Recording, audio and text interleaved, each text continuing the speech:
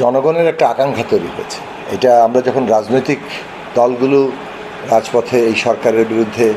আমাদের আন্দোলনের প্রস্তুতি শুরু করেছিলাম একটা যুগপৎ ধারায়, তখনও এই প্রশ্নটা কেন্দ্রীয় প্রশ্ন হিসেবে সামনে আসছিল যে এই ফ্যাসিস্ট